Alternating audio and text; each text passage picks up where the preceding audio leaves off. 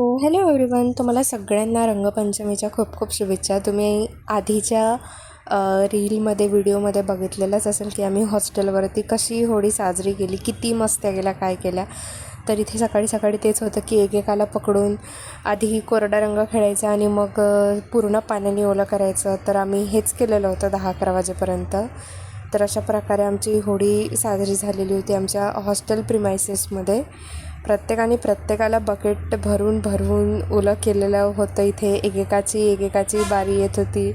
एक जण एकेकाला नेत होतं, आणत होतं. आणि मग आम्ही परत रंग खेळून छान परत बाहेर गेलो रंग खेळायला की आणखी कोणी सापडते का काय. तर मग इथे कोणी सापडलं तर नाही, पण या मस्त्या की उचलून पाडणं, मग वरून रंग टाकणं, अशा मस्त्या चालूच होत्या आमच्या.